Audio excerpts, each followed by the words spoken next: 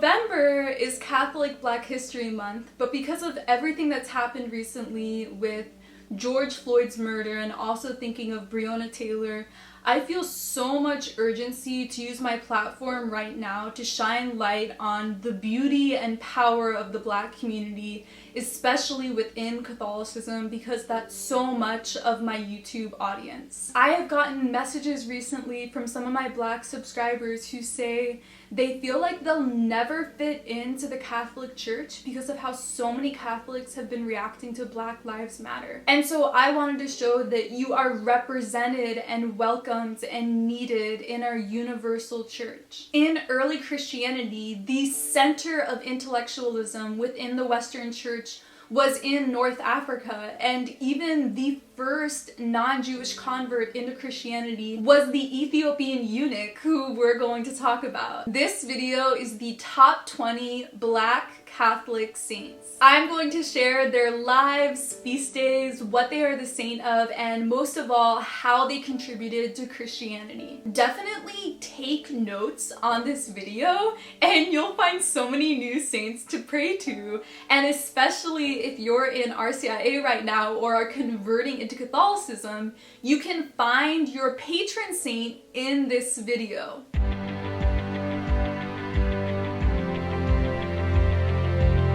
Number 1, the Ethiopian Eunuch was the first non-Jew to be baptized and become a part of Christianity. Saint Philip, one of the 12 apostles, was commanded by God to travel from Jerusalem to Gaza, and we'll read the rest of the story from sacred scripture.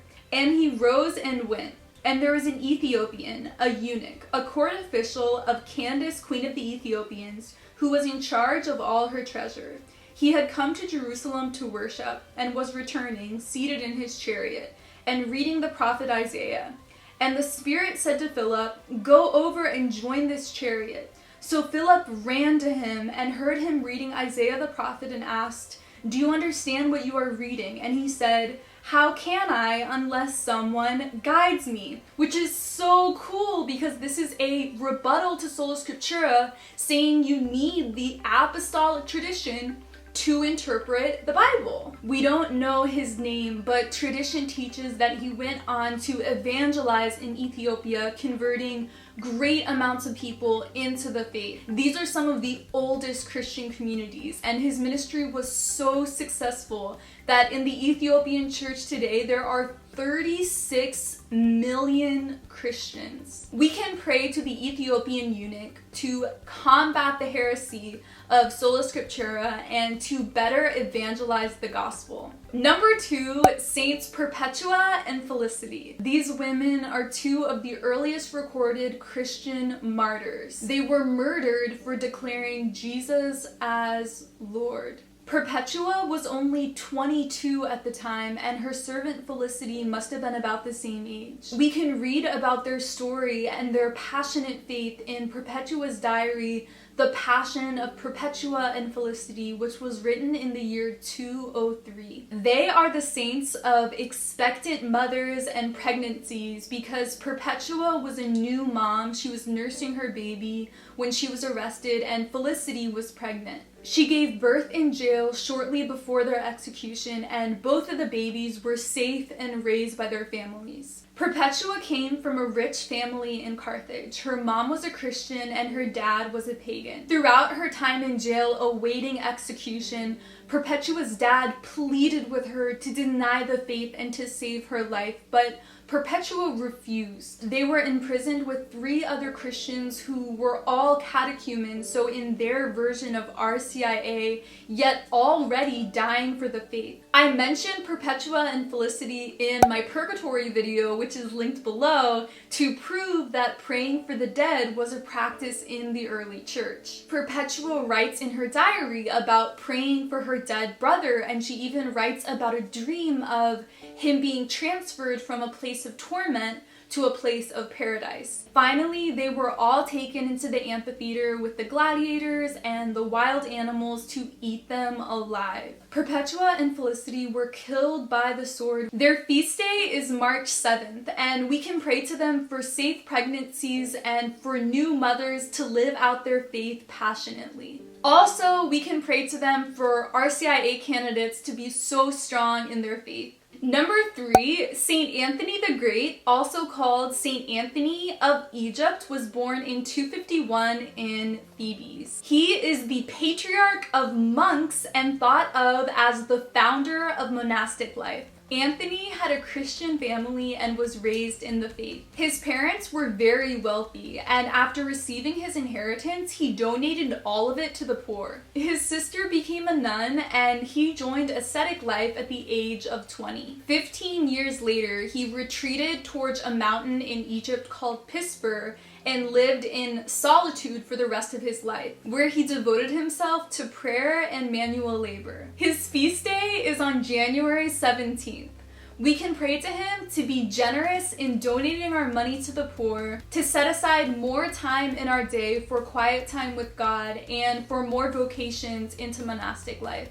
Number 4, Saint Latika of Alexandria was born at the end of the 3rd century, and she is one of the Desert Mothers. You probably have heard of the Desert Fathers, who were the early monastics paving the way for modern nuns and monks. But there were also Desert Mothers called Amas, which means spiritual mother. In this really iconic book, The Sayings of the Desert Fathers, there are 47 proverbs from the Desert Mothers, dated from the 5th century, and 27 of these come from Saint Latika. I encourage you to read the book. It's filled with so much wisdom, but in these really simple phrases, so much meaning is expressed. Saint Latika was from Alexandria, also born to rich parents. From a young age, she refused to marry and wanted to live celibate, spending all of her time in prayer and fasting. When her parents died, she gave away all of her inheritance to the poor, just like Saint Anthony. So she went off to the desert,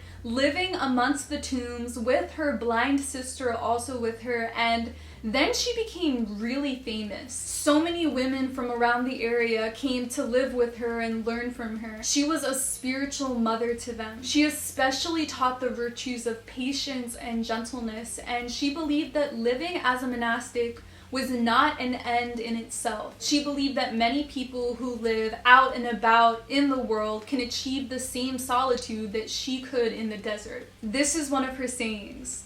It is possible to be a solitary in one's mind while living in a crowd, and it is possible for those who are solitaries to live in the crowd of their own thoughts. We can pray to Saint Latika for so many things, for patience and gentleness, if you are discerning becoming a nun, for more religious vocations, for anyone who is blind or taking care of someone who's blind, and for all of us to live in solitude with God even when we're out and about in a crowd. Number 5, Saint Augustine of Hippo, the most iconic Catholic to ever live. He was born in 354 in North Africa in modern-day Algeria. His mother was a Berber and his dad was Roman. Augustine is one of the doctors of the church, created the genre of autobiography in his Confessions, wrote in depth about the Trinity, baptism, original sin, politics, philosophy, and within his 96 books he composed in his lifetime, he also defeated the most powerful heresy of his day, the Pelagians. Augustine's mom, Monica, was a Christian and raised him and his brother and sister in the Catholic faith, while his dad was pagan, only converting into Christianity on his deathbed. At the age of 17, Augustine was sent to Carthage to study rhetoric. Being away from home, he left his faith, living a life of pleasure, having casual sex. He left Catholicism completely and became a Manichaean for 10 years. teaching rhetoric at a top school in Rome and then later moving to Milan. He eventually was converted back into Catholicism by St. Ambrose, who was a famous orator of the day. Augustine went to learn rhetoric from him, but then was impressed by the intellectualism and passion in his faith.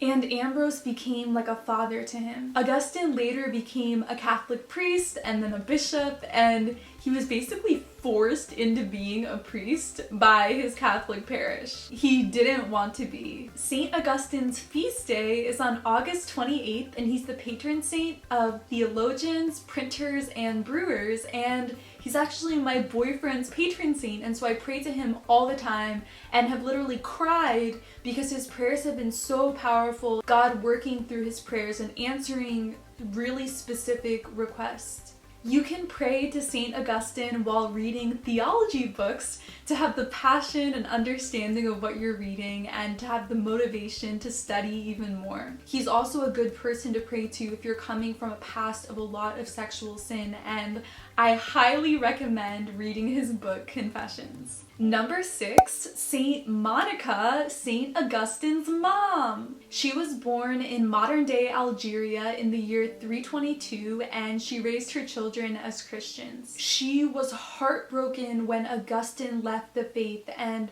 she prayed fervently for years and years for him to come back to the church. And as we just talked about, he finally did. God answered her prayers after praying for 17 years. We should ask her to pray for people in our lives who we love to become Catholic, and also have her pray that we can become more passionate and persistent and demanding in our petitionary prayer. During Monica's lifetime, her husband committed adultery, which pained her immensely. She also suffered emotional and physical abuse from him, so she's a great person to pray to if you're a victim of abuse or if your spouse has cheated on you. In the 15th century, when her bones were being brought to Rome, many miracles occurred on the way from her relics, and I made a whole video on relics which I will link below. So we can trust that so many miracles will happen through her prayers. Monica's feast day is on August 27th, and she is the patron saint of married women, disappointing children, victims of adultery, victims of emotional and physical abuse, and the conversion of relatives. So many things that we can pray to her for. Number 7, Saint Moses the Black. He was Ethiopian and lived in Egypt during the 4th century. He was the slave of a nobleman, but after committing murder, he was banished and joined a group of robbers. Because of his physical strength and reputation, Moses became the leader of the criminal group. They committed burglaries and murders and were renowned in their region and feared. He eventually repented and joined a desert monastery. He cried and repented for his past sins. Moses began to live a life of solitary prayer and intense fasting, and eventually 4 of the members of his former thief squad ended up joining the monastery. When he was older, St. Moses was appointed as a deacon and then a priest. When he was 75, he was murdered by a band of criminals at his monastery with 4 of his friends. St. Moses' feast day is August 28th. We can pray to him for criminals to be converted into Christianity and change their lives, and for conversions of all sinners to live a life of passionate faith. Number 8, Saint Victoria of Albertina. She was born in the 3rd century to North African nobility. She was forced into an arranged marriage she wanted no part in, so on her wedding day, she jumped out of a window, escaped, and found refuge at a Catholic parish. And from then on, she dedicated her life to God. When she was older, Saint Victoria was arrested by the government with dozens of other people from her parish during Mass. Her pagan brother tried to persuade the judge that she was insane in order to release her, and her family pleaded with her, but she argued back to the judge that she was not insane and that she would die rather than to deny her faith. She was tortured to death in 304 along with 45 other Christians. Saint Victoria's feast day is on February 12th, and we can pray to her to have more passion about the Mass.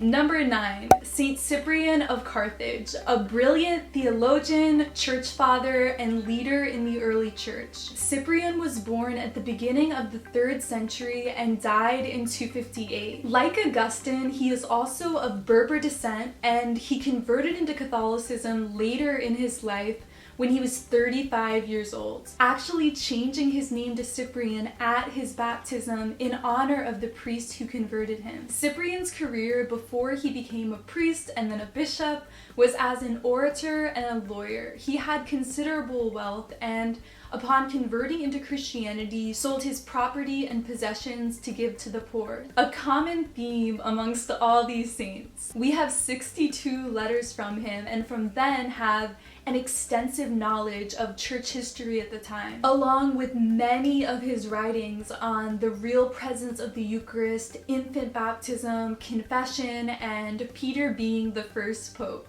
In Unity of the Catholic Church, he writes, "If someone does not hold fast to this unity of Peter, can he think that he holds the faith?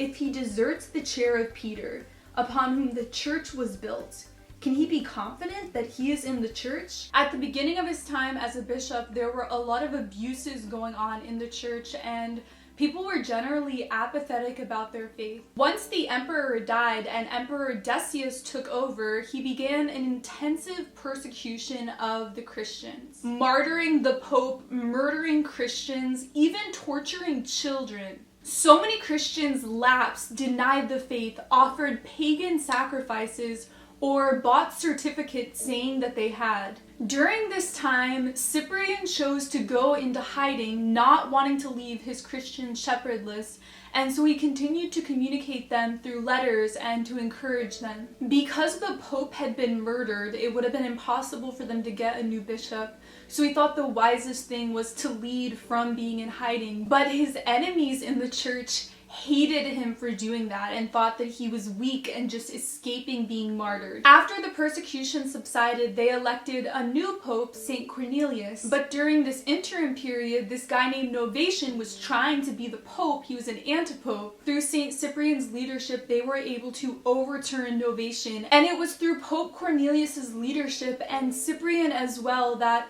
a lot of the Christians who had lapsed and denied the faith were allowed back into the church. It was a huge controversy, but the Christians who had offered the pagan sacrifices had to do lifelong penance and could only receive the Eucharist on their deathbed. Towards the end of his life, a new persecution arose under Emperor Valerian, and Cyprian was exiled and then killed by the sword. St. Cyprian's feast day is on February 16th, and he shares it with Pope Cornelius. We can pray to Cyprian for anyone converting into Catholicism like he did, to be generous with our money, and for Catholics who are apathetic about the faith to become passionate, for abuses happening amongst the priests and bishops, and for all of us to have strength in our faith during difficult times. Number 10, St. Martin de Perez. He was born in Peru in 1579 as the illegitimate son of a Spanish nobleman and an African slave girl. He started working with the Dominicans when he was 11, cleaning for them and especially helping take care of the sick.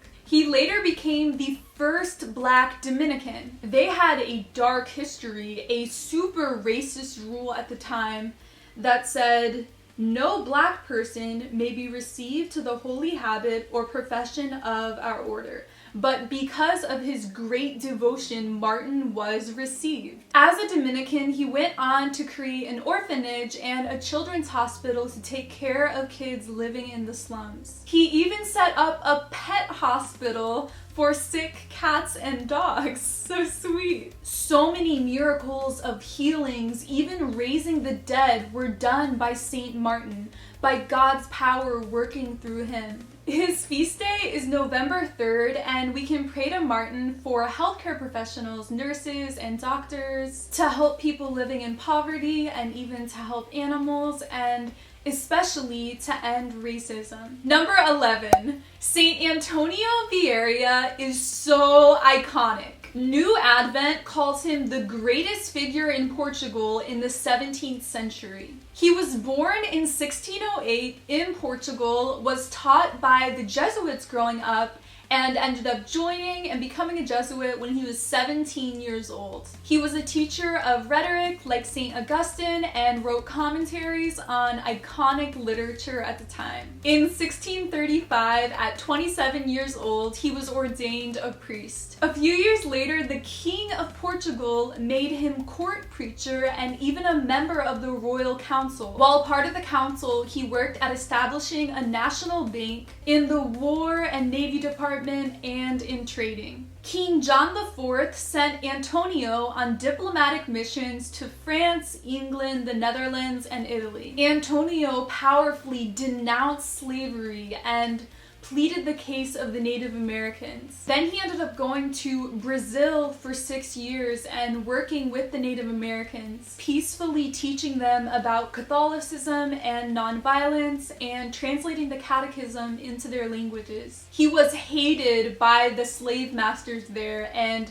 they successfully exiled him back to Portugal. In the meantime, an evil king had succeeded John IV, and Antonio was condemned by the Inquisition and unable to preach or be a priest for 2 years. Throughout all of this, he kept feeling a calling to go back to South America, and so he lived there the rest of his life, working with the Native Americans and the slaves. He lived there until he was 90, dying in 1697, and mourned by the poor and the slaves and the indigenous. He was canonized in 1847, and his feast day is on November 17th. We can pray to him for the 35 million slaves in the world, for racism towards Native Americans and blacks in our country, and for all of the Jesuits to boldly teach the Orthodox faith.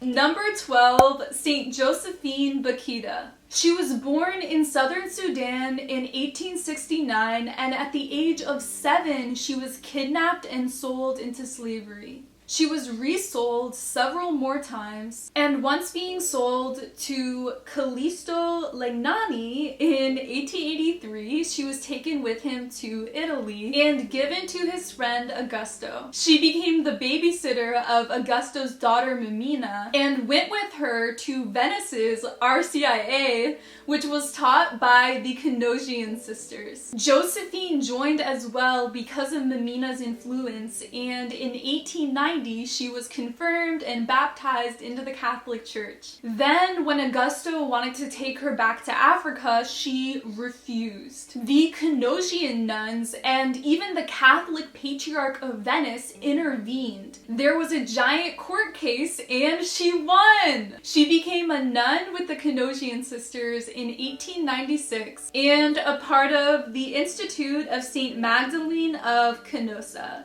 She taught at their school and was loved by the community. She died in 1947 and was canonized in 2000 by St. Pope John Paul II. Her feast day is February 8th. We can pray to her for more converts into Christianity, for those entering RCIA, for an end to slavery globally, and for any children who are sold into slavery around the world. Also, for anyone discerning becoming a nun. Number 13, Saint Julia of Carthage was born in the 5th century to Christian parents. While a young girl, barbarians took over the city and the Persians sold her into slavery in Syria. She served her master faithfully and continued to be vigilant in her faith, staying close to God in prayer and observing the Christian fasts. Julia accompanied her master on a trip to Gal, which is in modern-day France, and on the way sailing there, they stopped at an island called Corsica. They were celebrating a pagan festival, and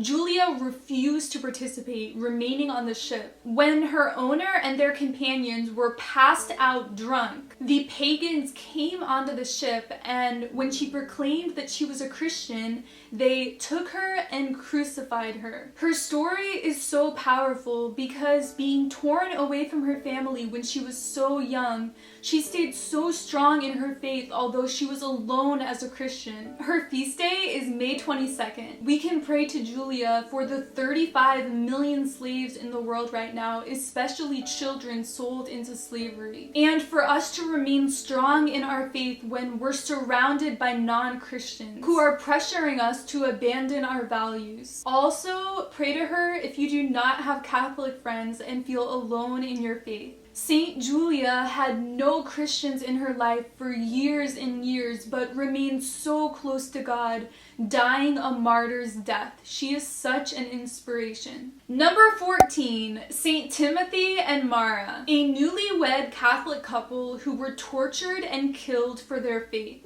Living in the late 3rd century in Egypt, Timothy was the son of a priest and a lector at the church, which at the time did not involve just reading scripture during Mass, but a lot of teaching and also securing the holy books and keeping them at his home. Timothy married a Christian woman, Mara, who was 17, and when they had only been married 20 days, they were arrested by the government and demanded to give up their holy books. Timothy and Mara refused, comparing it to being like giving away their children to be killed. And they continued to declare their faith in God. Here's a quote of what St. Timothy said.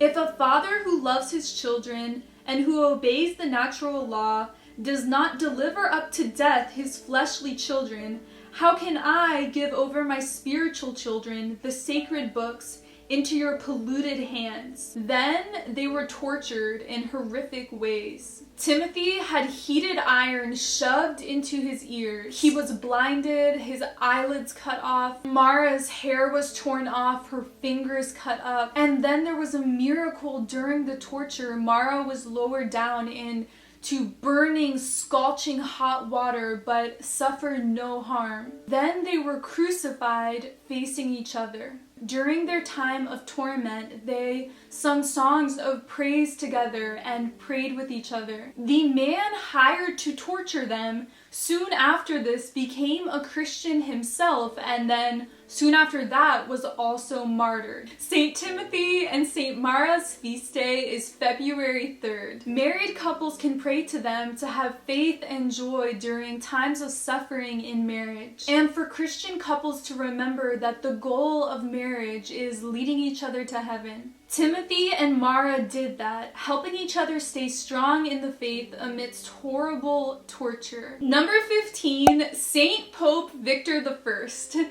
Now we're going to talk about 3 African popes. Yes, there have been popes from Africa, but not nearly enough. I've said it before and I'll say it again. The next pope should be from Africa. Christianity is flourishing there. We have the absolute most Catholics in Africa. And so it's just representative of the church. I've mentioned him in so many videos because during the Easter controversy, he threatened to excommunicate all of the Asian churches because they celebrated Easter on a different day. While many Catholics then and now disagree with his intensity, the way the Christians reacted at the time proves the power of the papacy in the 2nd century. Instead of other bishops responding with, "You don't have the power to do that," they knew that as the Roman bishop, he had the power to excommunicate entire churches. Instead of denying the Pope's power, the other bishops persuaded him to take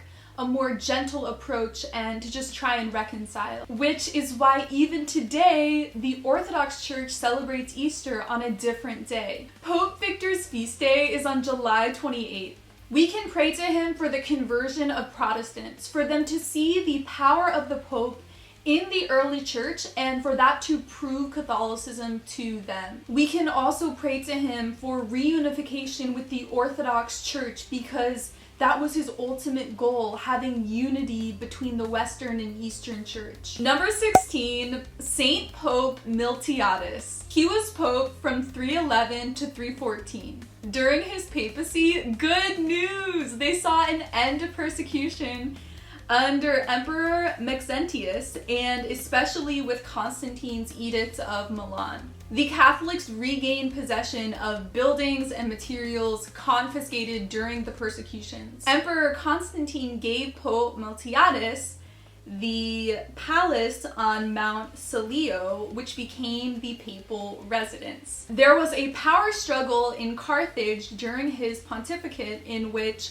a ton of people were rejecting their new bishop, so he intervened using his papal power. He also fought against the Dantonists, who were against letting lapsed Christians back into the church. The Dantonists also wanted to re-baptize people coming from heretic groups, but he upheld the position of the previous pope, Pope Stephen, who determined that a Trinitarian baptism is valid regardless of who administers it. As he was denouncing the Dantonists, they were constantly spreading rumors about him and trying to ruin his reputation. Pope Miltiades' feast day is December 10th. We can pray to him for fighting against modern heresies in the church and for giving Pope Francis strength amidst people constantly speaking bad about him. Number 17, Saint Pope Gelasius. He was pope from 492 to 496. He firmly defended papal primacy, talking about the two powers and two swords theory, which showed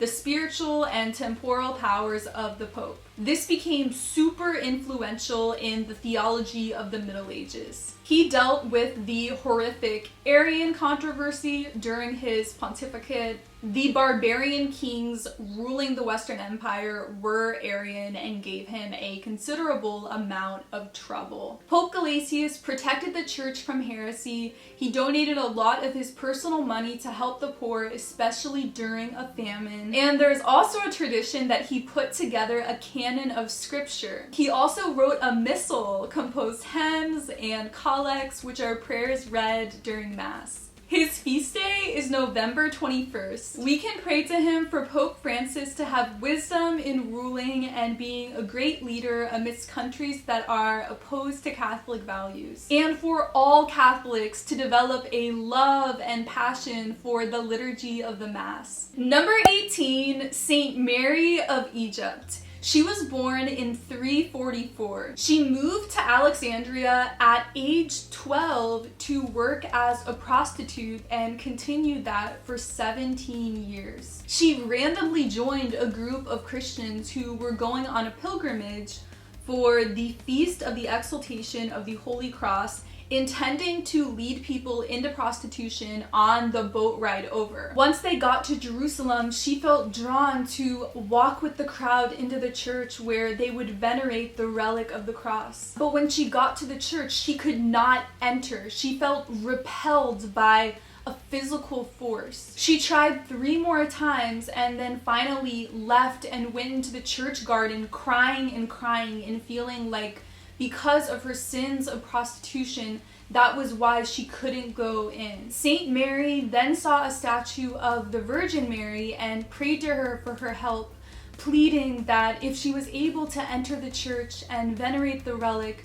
she would completely denounce the world and its ways and live a new life in God. After this, she could enter into the church and she venerated the cross. For the rest of her life, she lived as a monastic in solitude. Her life is a great reminder that when we're worshiping at Mass or praying, reading our Bible in public, venerating a statue after Mass, there are people watching who are not Christians and they may be drawn into the faith by our devotion. Her feast day is on April 1st, and she's a great person to pray to for women caught in the cycle of prostitution, for children who are in sex slavery, and to anyone who's living with a past of sexual sin. To be clear, I am not saying that her life as a child sex worker was sinful. Obviously, you cannot give consent as a child. That is not sinful. But from her own story, she viewed her life as an adult in prostitution as sinful and something that she felt great compunction about. Saint Mary, pray for us. Number 19, Saint Benedict the Moor was a lay Franciscan brother. He was born in Sicily in 1526 to African slave parents who gained the freedom for their family when he was a child. They were peasants and he worked as a shepherd, but still found a way to give away his money to the poor. He was illiterate and did not go to school. When he was 21, there was someone on the street who made a racist comment to him. And there were Franciscan brothers who were watching, and because Benedict reacted to it with forgiveness, they found it so impressive and invited him in to become part of their group. He started as the Franciscan cook, and then when he was 28, he became the leader. His feast day is on April 4th, and we can pray to him to address racism in our country and throughout the world. Number 20, Saint Athanasius, iconic Catholic theologian, church father, and doctor of the church, who defended and won the worst heretical crisis in church history. That is Arianism, the belief that Jesus isn't fully God. Athanasius lived in the 4th century and was born during the most chaotic time in Christianity. In his early 20s, he became a deacon and secretary to the Bishop of Alexandria, and when he was 29, attended the Council of Nicaea. A few years later, he succeeded Bishop Alexander and became the new Bishop of Alexandria. Thus commenced a huge power struggle between him and the Arian emperors and leaders, in which he was exiled 5 times for a total of 17 years for holding to the Orthodox faith. Throughout this time, he kept in contact with the Christians part of his diocese through letters, just like Ciprian had. The Pope was also exiled at this time.